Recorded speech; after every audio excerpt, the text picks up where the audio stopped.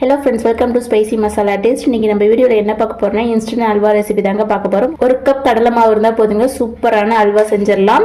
வீட்டுக்கு கெஸ்ட் வந்தால் கூட ஈஸியாக செஞ்சு கொடுத்துடலாங்க. குழந்தைங்க ஸ்வீட் கேட்டால் இந்த மாதிரி செஞ்சு கொடுக்கலாங்க. அப்படி இல்லை வீட்டுக்கு யாராவது கெஸ்ட் வந்தால் கூட ஈஸியாக ஒரு 10 நிமிஷத்தில் வந்து செஞ்சிடலாம்.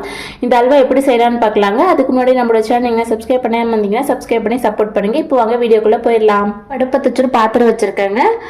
இந்த கப்பில் தான் நம்ம எல்லாமே மெஷர் பண்ண போகிறோம். இந்த கப்பில் வந்து 1 கப் அளவுக்கு சக்கரை சேர்த்துக்கலாங்க. அதே கப்பில் 2 கப் அளவுக்கு தண்ணி சேர்த்துக்கலாம்.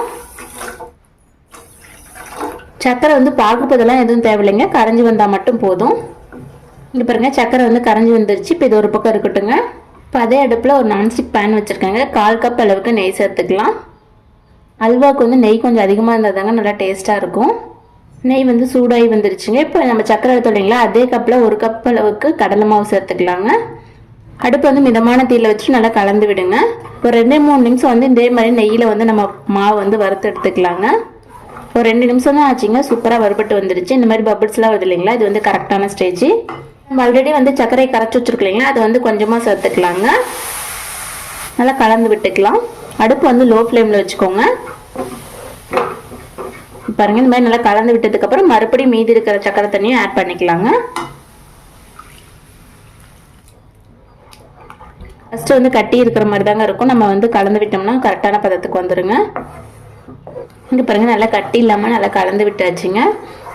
இங்கே பாருங்கள், இப்போது ஒரு அல்வா பதத்துக்கு இருக்குதுங்க. அடுப்பு வந்து லோ ஃப்ளேமில் வச்சுட்டு நல்லா கலந்து விட்டுட்டே இருக்கணுங்க. ஒரு 5-6 நிமிஷத்துக்கு நம்ம நெய் சேர்த்துனீங்களா, அதெல்லாம் நல்லா பிரிஞ்சு வரணும். அந்தளவுக்கு வந்து நல்லா குக் பண்ணி எடுத்துக்கணுங்க.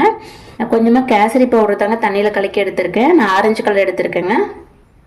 இது வந்து ஆப்ஷனல் தாங்க, நான் வீடியோக்காக மட்டும்தான் சேர்த்துக்கிறேன். நீங்கள் வீட்டில் செஞ்சீங்கன்னா கண்டிப்பாக சேர்க்க தேவையில்லைங்க.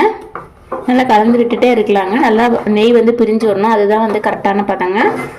பாருங்க, லைட்டாக இப்போ தான் நெய் பிரிய ஆரம்பிச்சிருக்குதுங்க. இந்த ஸ்டேஜில் 1/2 ஸ்பூன் அளவுக்கு ஏலக்காத்தூள் சேர்த்துக்கலாங்க. முந்திரி பருப்பு வந்து கொஞ்சமாக சேர்த்துக்கலாங்க. நான் இந்த மாதிரி சின்னதாக உடைச்சிட்டு சேர்த்துக்கிறேங்க. நம்ம வந்து இப்படியே ஆட் பண்ணிக்கலாம். நெய்யில் வறுத்துட்டும் சேர்த்துக்கலாங்க. நெய் வந்து நல்லா பிரிஞ்சு வரட்டுங்க, அது வரைக்கும் நல்லா கலந்து விட்டுக்கலாம். இங்கே பாருங்கள், நம்ம சேர்த்துன நெய்லாம் வந்து சூப்பராக பிரிஞ்சு வந்திருக்குதுங்க. இது வந்து கரெக்டான பதம். இப்போ ஸ்டவ் ஆஃப் பண்ணிவிட்டு ஒரு பிளேட்டுக்கு வந்து மாற்றிக்கலாங்க. இன்ஸ்டன்ட் அல்வா வந்து சூப்பராக ரெடி ஆயிடுச்சுங்க. இதே மாதிரி நீங்களே வீட்டில் ட்ரை பண்ணி பார்த்துட்டு உங்களோட ஃபீட்பேக் வந்து மறக்காமல் கமெண்ட் பண்ணுங்கள். எங்களோட சேனல் பிடிச்சிருந்துச்சுன்னா சப்ஸ்கிரைப் பண்ணி பக்கத்தில் இருக்கிற பெல் ஐக்கனை கிளிக் பண்ணுங்கள். தேங்க்யூ, தேங்க்ஸ் ஃபார் வாட்சிங்.